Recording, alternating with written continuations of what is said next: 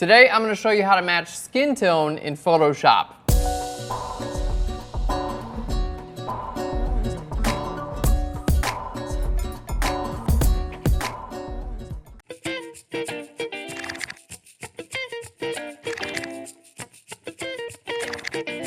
Hey guys, and welcome to Phlearn. My name is Aaron Nace, and you can find me on the all-new redesigned Phlearn.com, where we make learning Photoshop and photography fun. I'm excited about today's episode because we're doing boudoir photography here in the studio, and we were retouching upstairs, and we noticed this issue where the person's face was kind of like a different color from the rest of their body. It was lighter and a little bit more red, and I was like, man, I see this all the time when you're taking a picture of someone and they're, whether it's their makeup or they just have more of a tan on their body or whatever it is, oftentimes there's one part of their body that just doesn't match the color of the rest of their body. So I'm like, all right, this would be a perfect episode for today. So I'm gonna show you guys how to match skin tone from one part of the body to the other. We're gonna match a head to the rest of the body. We're gonna show you guys how to use levels, adjustment layers to actually mess with colors, and I'm gonna show you a really cool trick you can use by grouping a lot of different layers together and using the same layer mask on all the layers. So the image we're working on today is from Fotolia.com, and it's the perfect example of what we were talking about. It's an awesome image. It's done really, really well, except for there's a pretty big difference between the color of her face and the color of her body. So we're actually going to show you guys how to fix this. Now, to start off, what we're going to do is I'm going to show you guys how to analyze this in a way that's going to help you out a little bit. So we're going to create a new layer. So just a new layer. I'm going to hit my brush tool, so B for the brush tool, and then I'm going to start sampling some colors. So I'm going to hold Alt or Option and start sampling some colors. We're going to start off with the body. So I'm going to start off here in the shadows. So we're going to sample this color by holding Alt or Option, shadow, and then I'm going to paint this in. And we're going to go in the highlights, kind of the midtones, and then the highlights, and then let's see, I'll get the lighter areas there in her body. All right, so that is basically a color range of what's going on in her body, right? From the darks to the lights. Okay, now in the same layer, I'm just going to grab some of the darks from her face. So this is as dark as that goes, and then looking here, and then getting a little bit brighter. We're getting some reds in there, and then our brights, there we go. And then we've got some lighter colors up there. Okay, so let's just zoom in and we can kind of talk about what we can learn from these different color samples. Well, the reason I do this is because it helps you actually see what's going on with the difference of the colors. And when you can see these things, it helps you to say okay, well, if I want to change this from this, I need to change it, I need to warm it up or whatever it is. All right, so basically what I'm seeing here, let's just grab a nice little red marker so we can mark it up. All these colors on the left here, they're a little bit more on the cooler side. They're a little bit more, you can see this is a pinkish color, right? Variations of pink and things like that. These are a little bit more on the warmer side. So if we had to say this color was a little bit more, had a little bit more yellow in it, right? And this color had a little bit more red in it, or a little bit even more blue. If it was red, it'd be closer to the blue side. This would be closer to the yellow side. You don't have to pay too much attention to that, but let's just kind of take a look at our color picker here and see what we're talking about. So one of these colors on the left here, they're closer to this range, right? I could find these colors by going right over here. The colors on the right over here are closer to this orange range, right? This is how I would find those colors, by going over here. Yep, so something like that. We're going to find these colors by going over here in the orange range. So it's a little bit of a different range. So the first thing we know is that these colors need to be warmed up a little bit. They need to add more the yellow tones in them to warm them up. The other thing is her face is really light. Check how light that is compared to this. So if we want to match her face to the rest of her body, we're going to have to make her face tones, we're going to have to make those a little bit darker, and we're going to have to add a little bit more yellow to those. So let's just delete that markup, and we're going to keep that up there to kind of show you what we're doing here. All right, so that's kind of where I analyze my color, and it really doesn't matter. How you actually change your colors is going to vary from photo to photo, but I want to make sure that we're actually getting those samples. So the steps that I'm going to take, it's going to change a little bit for every single photo, but I'm going to give you guys some really good guidelines that are going to work for just about every photo. So to match the skin color, we're actually going to use levels, and to do that, I'm going to give you guys a brief explanation of how levels work, because they're really cool. So I'm going to go to my adjustment layer here and down to levels, creating a new levels adjustment layer. All right, let's just zoom in and I'm going to show you guys a little bit how these levels actually work, because a lot of people use levels, I feel like, to like 30% as much as they possibly could. Okay, so basically we've got two sliders up here and our histogram. Our slider up at the top, these are our input levels. So we've got three little controls. We've got our black point, our midpoint, and our white point.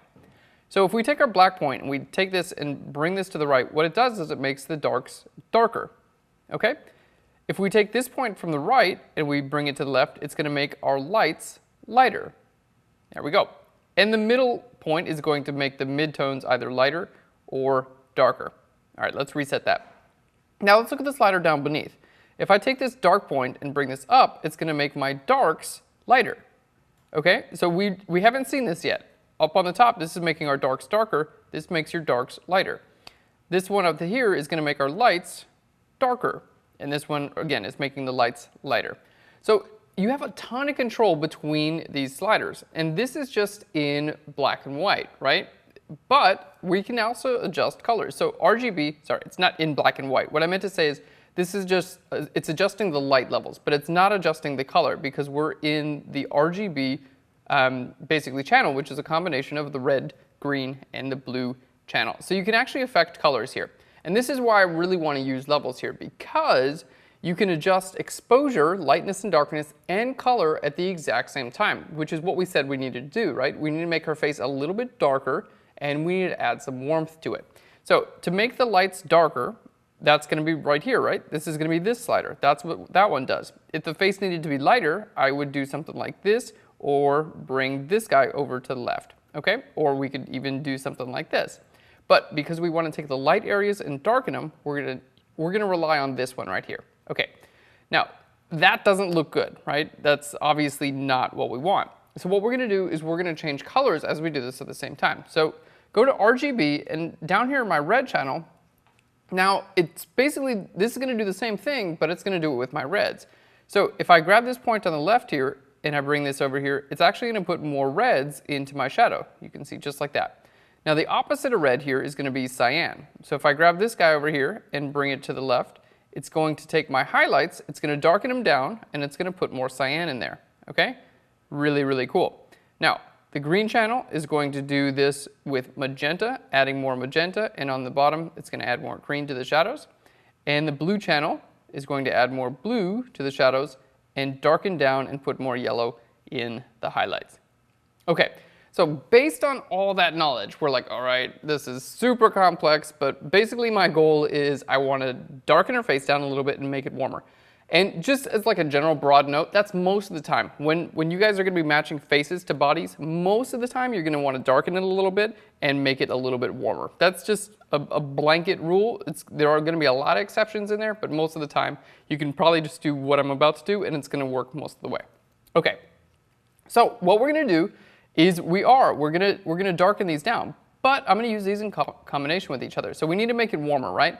So warm in skin tone land is usually on the orange side. Orange is a combination of like red and yellow, or magenta and yellow in this case. So what we're gonna do is I'm gonna go to my blue channel, because remember over here affected the blue in the shadows, but over here brought it down a little bit darker and added some yellows into my highlights, right?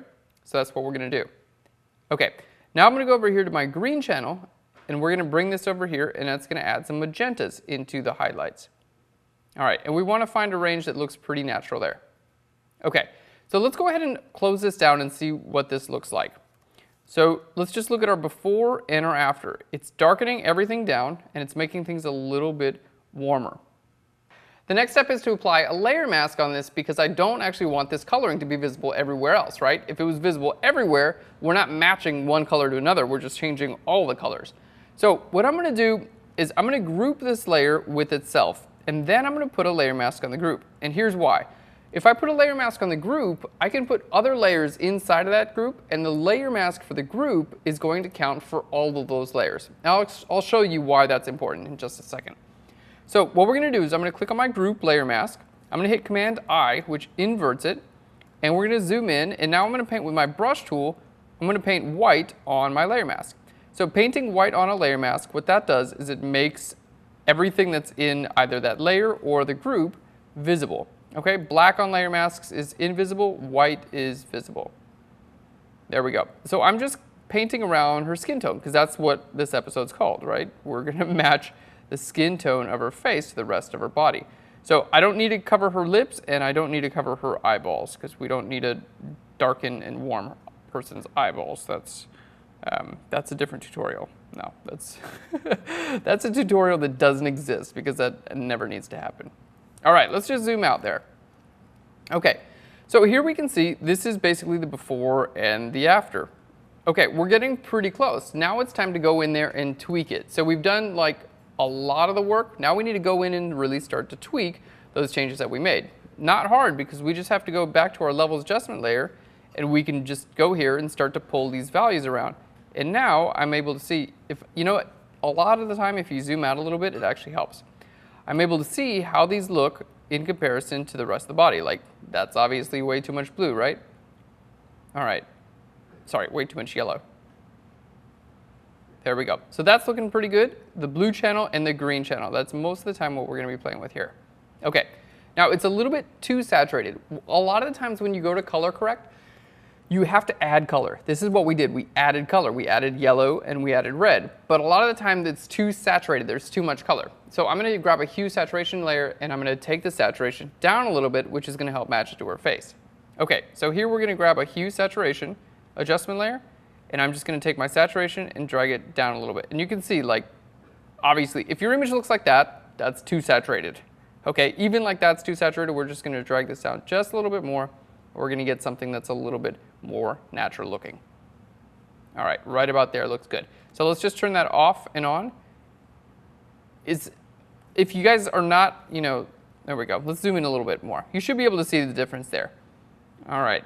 It can be tough to know whether you have to desaturate it. I'll just say that most of the time, if you're doing this technique and you're adding color to someone's skin, most of the time you will need to desaturate. Okay, that looks pretty good. And let's go back to our levels now, and I'm just looking at like the dark areas, and I think we can actually make the dark areas a little bit darker. So I'm going to use just here are my levels again, go RGB, and then I'm going to take my darks and then make them just a little bit darker. Maybe make my lights just a little bit lighter. All right. I'm going to take my saturation down just a little bit as well. Cool. And oftentimes what I'm doing is, like, you can zoom out and kind of look at this as a before and an after. All right, there we go. That looks great. So the reason why I put these both in the group is because this layer mask that I've got in the group is now the layer mask for this levels adjustment layer and the hue saturation. Look at this without the hue saturation layer. It definitely looks fake, right? But the hue saturation really does help that out. So create a couple of these create a couple of these layers and then put them in the same group and then use the layer mask in the group. That way you don't have to always create new layer masks as you're going along. All right, guys, we're almost done with this image. I'm going to go ahead and just delete these samples here. We're going to minimize our group, and then I'm going to lower the opacity of the group just a little bit because I find that anytime I'm doing like color corrections and things like this, I tend to overdo things, and I think most people do. So usually I'll get it about where I want to, and then I'll just bring my opacity down to like 80 or so %. Then it's usually a little bit more in the realistic or believable range. All right, let's take a look at this before and after. So here's the before, and this is how I actually got the image online. This happens all the time, straight out of camera, right? This is the before, and this is the after.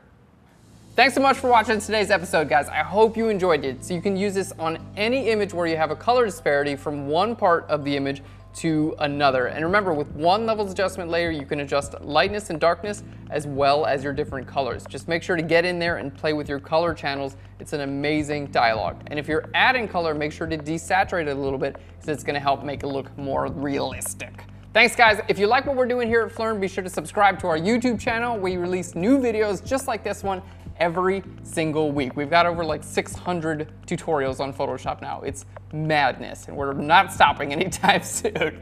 And if you have an idea for an episode, be sure to leave it in a comment down below. That's how we get the ideas for our episodes, and we could feature one of your ideas in a Phlearn episode. And share Phlearn with your friends. It helps us grow and provide you with the best content possible every single week. So to change the color, all right, so to change your, the next step is to apply, so now we need to, let's take a look at the, if you like what we're doing, be sure to, oh, I already said that.